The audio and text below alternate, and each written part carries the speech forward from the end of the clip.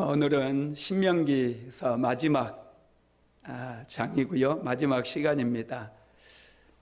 오늘까지 하면 40번에 걸쳐서 신명기서 말씀을 묵상을 했는데, 처음도 중요하지만 마지막이 항상 중요해요. 마지막에 더 큰 은혜를 내려주실 줄로 믿습니다. 모세는 하나님께 사명을 받았어요. 그 사명은 이스라엘 백성들을 인도해서 적과 꿀이 흐르는 땅에 이끌어 가는 거였습니다. 40년 동안 모세는 이스라엘 백성들을 인도했어요. 그리고 지금은 모압 땅, 가나안 땅 바로 목전인 모압 평지까지 와 있습니다. 모압 평지에서 모세는 이스라엘 백성들에게 하나님의 말씀을 가르쳤어요. 이스라엘 백성들이 이제 가나안 땅에 들어가게 되어지면 전쟁을 해야 됩니다. 가나안 족속들은 이미 도시국가를 이루고 있기 때문에 좋은 전쟁 무기도 있고, 그들은 훈련된 군인들을 보유하고 있었어요. 전쟁이 일어나면 그들은 당장이라도 싸울 수 있는 모든 준비가 되어 있습니다. 그렇다고 한다면 이스라엘 백성들도 전쟁을 준비해야 맞습니다. 전쟁 무기를 다시 한번 점검하고 군인들을 훈련시키고 어떻게 가나안 땅을 점령해 들어갈 것인지, 저들의 연합을 어떻게 깨뜨릴 것인지 하나님 앞에 질문하고 서로 머리를 맞대서 전략을 짜야 됩니다. 그런데 모세는 그런 일을 하지 않았어요. 모세는 이스라엘 백성들에게 하나님의 말씀을 가르치는 일을 선택합니다.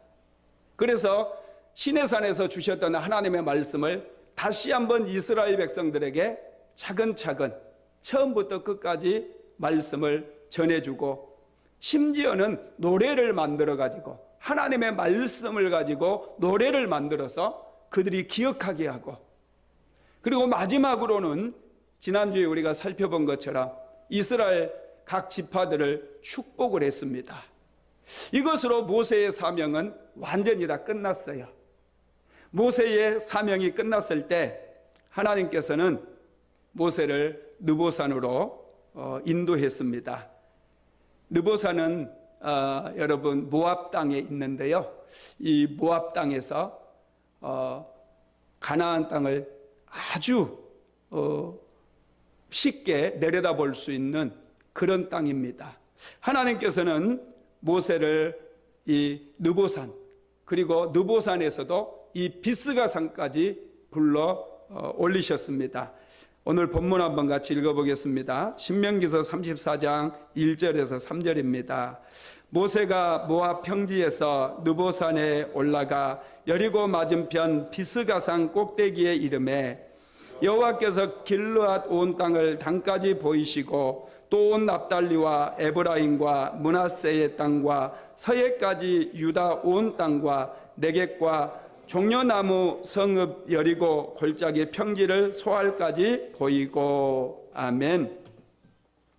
모세가 느보산에 올라갔을 때 하나님께서 모세의 눈을 열어서 가나안 땅을 다 볼 수 있도록 은혜를 베풀어 줬어요. 이 비스가산에 저도 가봤는데, 저도 이 지중해까지 보일까 하고 자세히 바라봤는데 안 보이더라고요. 이 여리고도 잘 안 보여요. 그때 날도 그렇게 맑은 날은 아니었지만은 안 보입니다. 여기에 보면은 단도, 이 북쪽 끝 단도 하나님께서 보여주셨다고 말씀을 하고 있고, 에브라임 땅, 므낫세 땅, 네겝 땅까지, 남방으로는 이 남쪽으로는 네겝 땅까지 다 보여주셨다고 말씀을 하고 있는데, 이 비스가산에 가서 이렇게 보니까 안 보여요. 나무도 잘 안 보이고요. 이게 이 바위들만 이렇게 좀 보이더라고요. 그래서 제가 이 말씀을 묵상하면서 특별히 하나님께서 모세에게 영적인 눈을 열어주셨구나. 하나님께서 영적인 눈을 열어주셔가지고 이 망원경이 있는 것도 아닌데, 그때는 망원경이 없었어요. 영적인 눈을 열어주니까 이 시야가 모세의 눈이 망원경처럼 이렇게 확대가 되어가지고 이 모든 땅을 보지 않았겠는가 제가 생각을 했어요. 하나님께서는 여러분 모든 일을 다 하실 수 있습니다. 그래서 틀림없이 모세가 그 땅을 밟아보지는 못했지만 하나님께서 가나안 온 땅을 보여주심으로 그 땅을 볼 수가 있었다라는 것이죠. 모세가 이렇게 비스가산에서 가나안 땅을 내려다보고 있을 때 하나님께서 모세에게 말씀을 하십니다. 뭐라고 말씀하시느냐 하면 첫째는요, 내가 보고 있는 그 땅을 이스라엘 백성들에게 다 주겠다고 약속을 하셔요. 자, 신명기서 34장 4절 한번 같이 읽어보겠습니다. 여호와께서 그에게 이르시되 이는 내가 아브라함과 이삭과 야곱에게 맹세하여 그의 후손에게 주리라 한 땅이라. 내가 내 눈으로 보게 하였거니와 너는 그리로 건너가지 못하리라 하시매. 아멘. 하나님께서 그 땅을 아브라함과 이삭과 야곱에게 주겠다라고 맹세하셨다는 거예요. 그래서 이제 이스라엘 백성들은 하나님의 약속에 의해서 그 가나안 땅을 차지하게 되어진다는 것이죠. 하나님께서는 약속하신 것을 반드시 지키신 분임을 믿으시기 바랍니다. 하나님은 약속하신 것을 절대로 잊어버리지 않아요. 약속하신 것은 반드시 지키시는 겁니다. 하나님께서는 이스라엘을 너무너무 사랑하셨어요. 그래서 지난주에 제가 말씀드렸어요. 이스라엘을 무엇이라고 불렀다고요? 여수룬이라고 불렀어요. 여수룬이라고 부른 것은, 여수룬은 이스라엘 백성들에 대한 애칭입니다. 나의 사랑하는 자. 여러분, 하나님께서는 이스라엘을 너무너무 사랑하셨어요. 신명기서 33장 26절 한번 같이 읽어봅니다. 여수룬이여 하나님 같은 이가 없도다. 그가 너를 도우시려고 하늘을 타고 궁창에서 위엄을 나타내시는도다. 아멘. 여수룬이여 하나님 같은 자 없도다. 이 말씀이 무슨 말씀일까요? 이스라엘이 하나님의 사랑을 받은 것은 엄청난 일이라는 거예요. 이건 여러분 어마어마한 축복이라는 말씀입니다. 저와 여러분이 예수 믿게 된 거 엄청난 일입니다. 예수 믿고 구원받은 거 엄청난 축복인 거 믿으시기 바랍니다. 그래서 하나님께서 저와 여러분을 바라보실 때도 여수룬이여 이렇게 우리를 불러주시는 거예요. 우리는 하나님의 사랑하는 자가 되었다라는 거예요. 여러분, 우리가 하나님께 은혜를 받았기 때문에 하나님께서 우리의 하나님이 되어주시고 우리가 기도하면 그 기도 응답해 주시는 거예요. 하나님께서 나의 하나님이 되어주신다는 거, 여러분 이건 엄청난 축복입니다. 여러분의 하나님 만나시게 되기를 주님의 이름으로 축원합니다.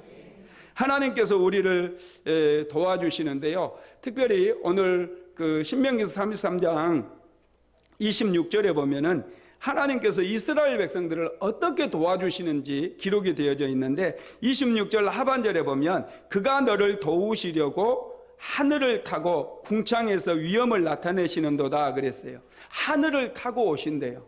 놀랍지 않습니까? 하나님께서 하늘을 타고 오시기 때문에 지체하지 않으셔요.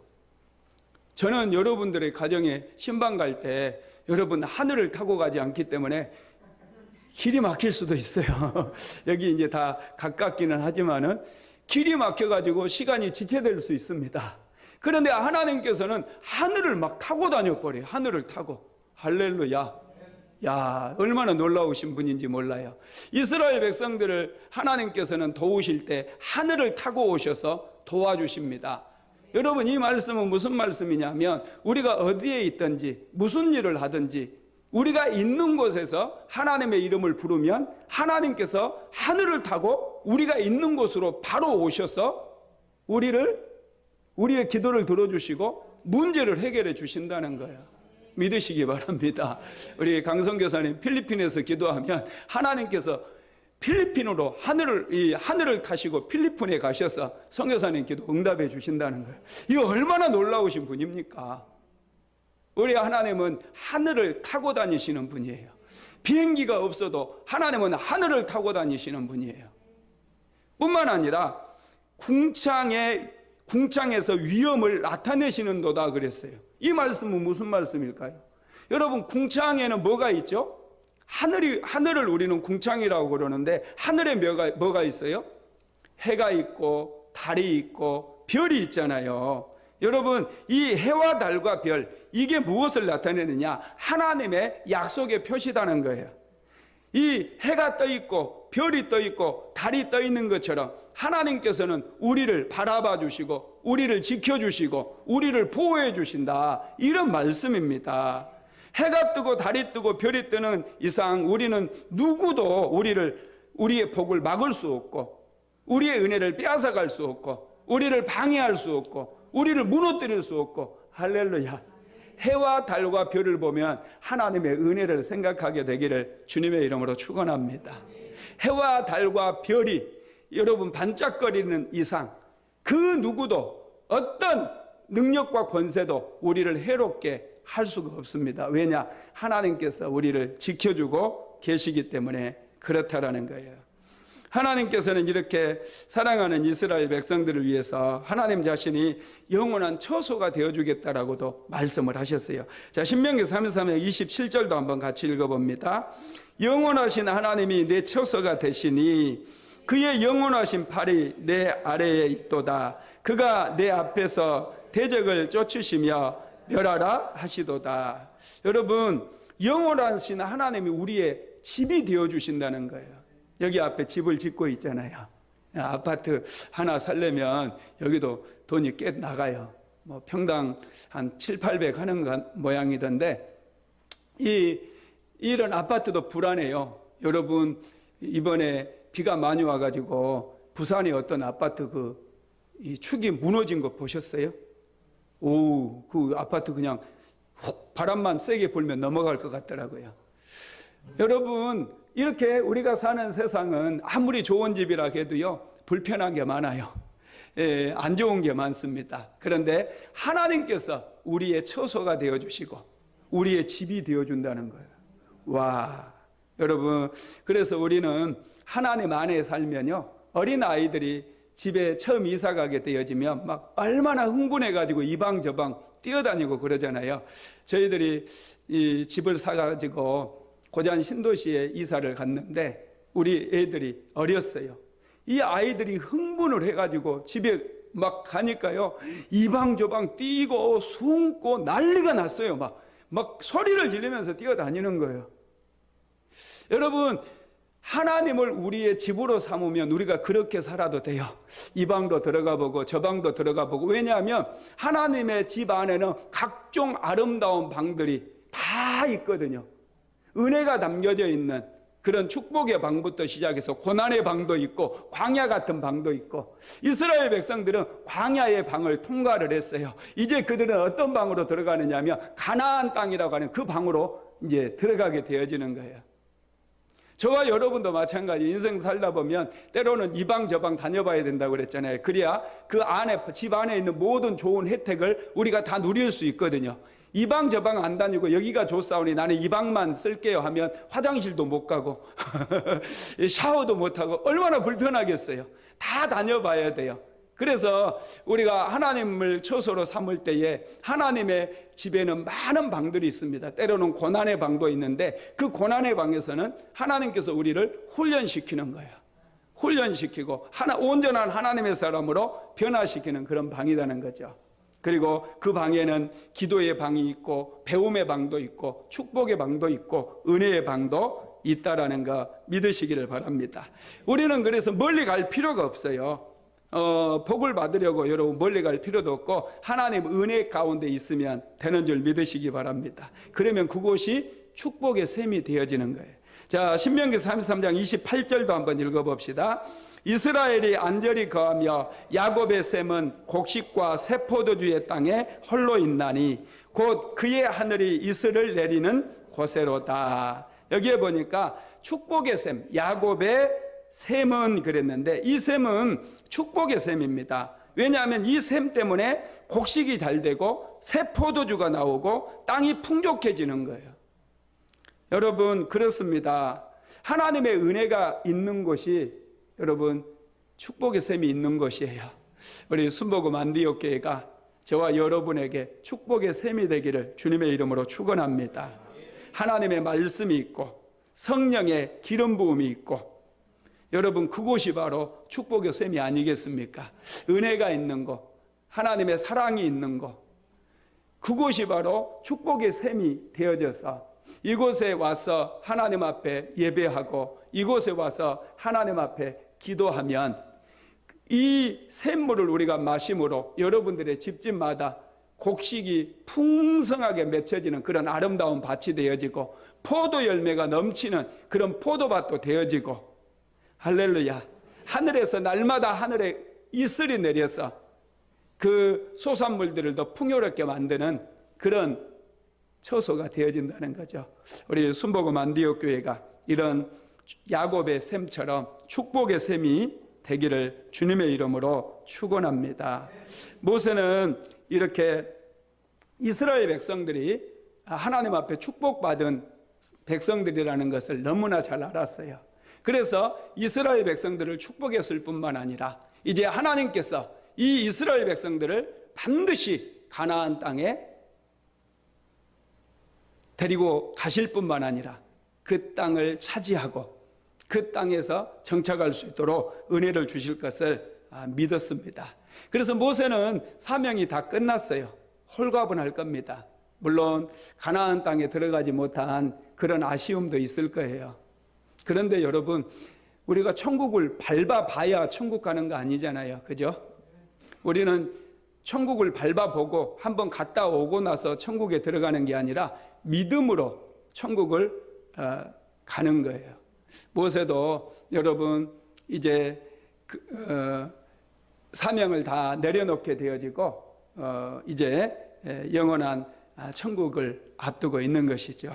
두 번째로 하나님께서는요, 여호수아를 후계자로 세우라고 말씀하셨는데요. 신명기서 34장 9절 한번 같이 읽어봅니다. 모세가 눈의 아들 여호수아에게 안수하였으므로 그에게 지혜의 영이 충만하니 이스라엘 자손이 여호와께서 모세에게 명령하신 대로 여호수아의 말을 순종하였더라. 아멘. 모세는 자기의 사명을 마쳤어요. 자신이 없으면 안 된다고 생각하지 않았습니다. 모세도 정말로 가나안 땅에 들어가 보고 싶었어요. 그런데 하나님께서는 모세의 사명은 끝났다고 말씀하십니다. 모세는 그것을 받아들이고 이제는 새로운 지도자를 세우는데 여호수아를 선택하고 여호수아에게 안수했어요. 그때 여호수아에게 지혜의 영이 충만하게 임했고 또 여호수아의 말에는 권세가 나타나므로 모든 백성들이 여호수아를 따르게 되었습니다. 우리가 알아야 될 게 있습니다. 그것은 모든 일을 혼자 할 수 없다는 거예요. 하나님께서 우리에게 맡겨주신 그 일, 그 사명을 우리가 감당하면 정말로 하나님께서 착하고 충성된 종이라고 우리를 칭찬해 주십니다. 제 사명은 어디까지인지 저는 지금 잘 몰라요.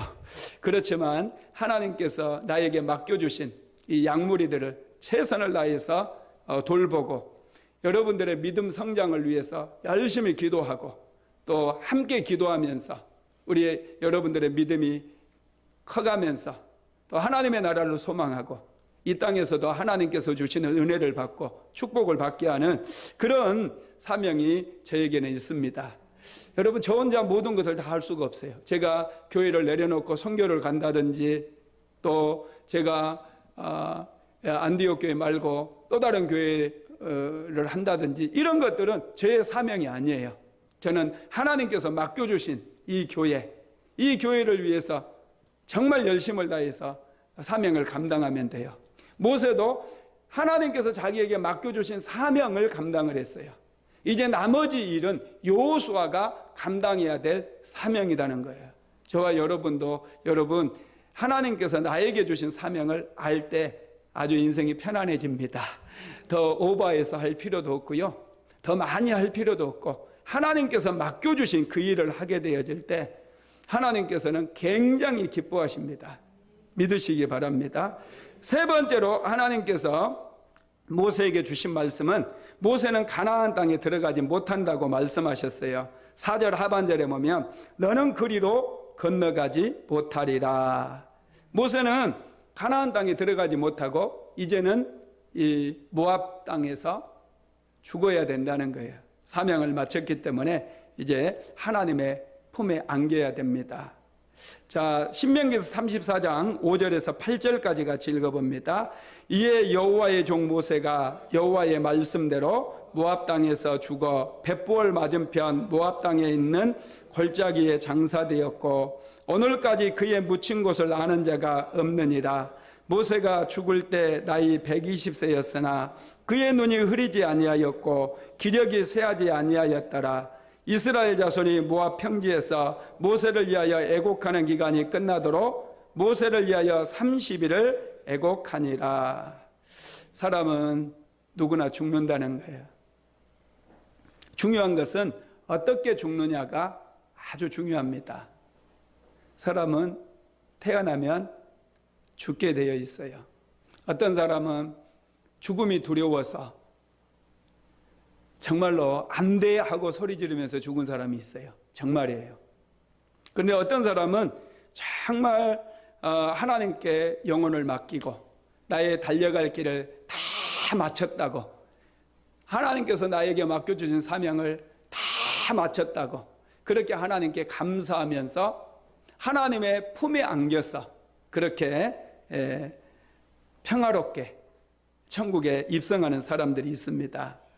여러분, 우리 그리스도인들이 정말로 축복받은 것은 우리의 영혼을 맡기실 분이 있다라는 거예요.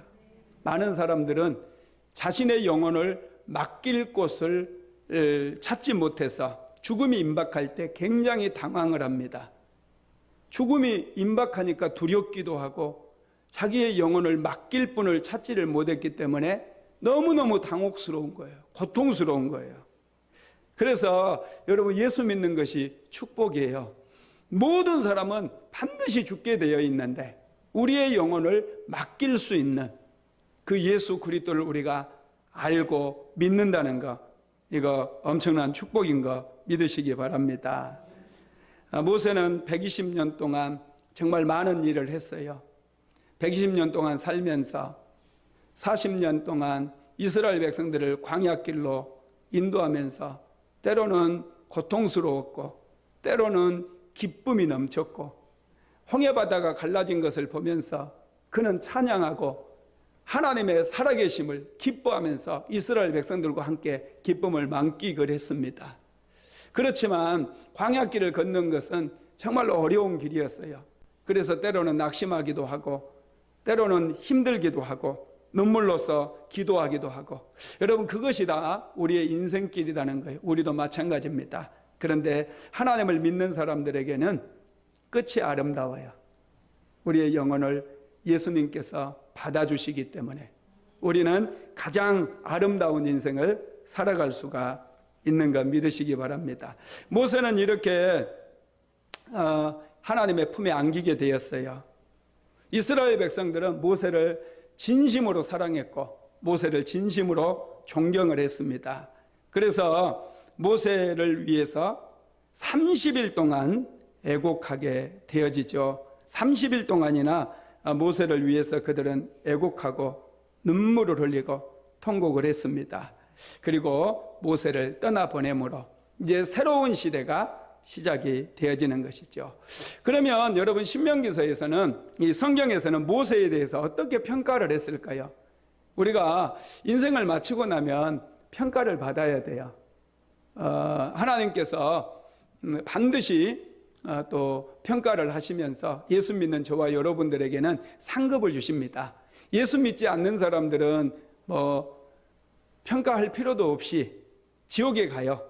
그런데 예수를 믿는 저와 여러분들은 이제 하나님 나라에서 상을 받게 되어져요. 이 상을 받는 이거 굉장히 우리가 사모해야 됩니다. 하나님께서는 상급을 주시는데 반드시 우리를 평가한다는 거. 모세는 그러면 하나님께서 어떻게 평가했는지 한번 같이 읽어봅시다. 신명기서 34장 10절에서 12절입니다. 같이 읽어봅니다.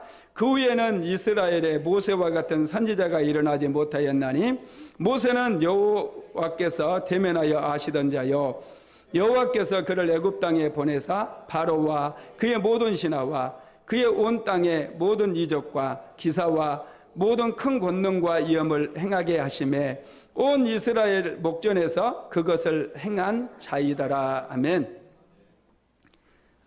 모세와 같은 선지자가 다시 일어나지 못한다라고 모세를 평가를 했어요. 하나님께서도 모세를 정말로 신실한 종일 뿐만 아니라 하나님께서 맡겨주신 일을 최선을 다해서 감당한 그런 종으로 인정을 해주셨다는 거죠. 모세는 지팡이 하나로 애굽 땅을 심판했을 뿐만 아니라 지팡이 하나로 홍해바다를 가르고 지팡이로 반석을 깨뜨려서 샘물이 터져 나오게 만드는, 그리고 이스라엘 백성들을 마시게 하는 그런 많은 능력을 행했습니다. 모세의 삶에서 정말 중요한 것은 그의 믿음이에요.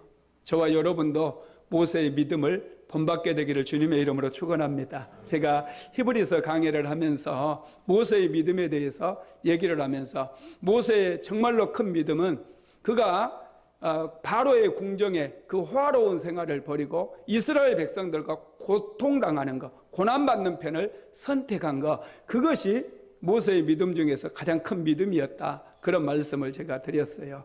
여러분, 우리는 때로는 하나님을 믿기 때문에 고난을 선택할 때가 있습니다. 그런데 그 고난은 절대로 고난으로 끝나는 것이 아니라 축복으로 끝나고 영광으로 끝난다는 거 믿으시기를 바랍니다. 모세는 또 민수기서에 보면은요, 이 사람 모세는 온유함이 지면의 모든 사람보다 더하더라, 이런 말씀을 했어요. 모세의 마음이 아주 온유하고 따뜻한 사람이었다는 거예요. 저와 여러분도 마음이 따뜻하게 살아야 사람들이 30일 동안 우리가 죽었을 때 애곡하고 30일 동안 애통한다라는 거 믿으시고 주변에 있는 모든 사람들에 대해서 따뜻하게 대하게 되기를 주님의 이름으로 축원합니다. 사람은 차가우면 쓸모가 없어요. 차가운 것들은, 여러분, 차가운 곳에서는 절대로 생명이 자라지를 않습니다. 차가운 것은 여러분, 차가운 마음을 가지고 살면 자신이 제일 고통스럽고요, 제일 힘들어요. 항상 따뜻한 마음을 가지고 살 때 따뜻한 곳에서 생명이 싹트고 따뜻한 곳에서 싹이 나고 꽃이 핀다는 것을 항상 기억하시고 이 모세처럼 따뜻하게 인생을 살아가게 되기를 주님의 이름으로 축원합니다. 말씀을 마무리하겠습니다. 이렇게 신명기 말씀을 이제 마무리하게 되었는데, 신명기 말씀은 우리가 세상을 살아갈 때 말씀이 별로 도움이 안 된 것 같고 불필요한 것처럼 보이는데 결코 그렇지 않다라는 거예요. 구약의 이스라엘 백성들에게 말씀은 생명이었어요. 이 말씀을 붙들면 그들은 아낙 자손도 이길 수 있었고 가나안 땅의 모든 족속들을 다 이기고 그 땅을 차지할 수 있었어요. 그래서 말씀을 붙들라, 이렇게 말씀하셨어요. 저와 여러분도 지금 이 혼탁한 세대 가운데 살아갈 때 정말로 필요한 게 말씀이라는 거예요. 말씀을 잃어버리면 우리는 다 잃어버리는 것이 되어져요.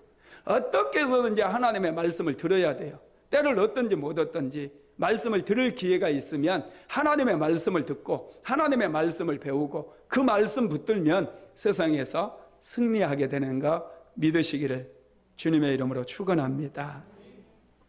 이제 다음 주부터는 제가 무슨 말씀을 할까 고민을 많이 했어요. 처음에는 잠언서 말씀 가지고 세상을 분별할 수 있는 지혜를 계속해서 여러분들에게 가르쳐 드릴까 생각을 했는데 코로나 사태가 터졌잖아요.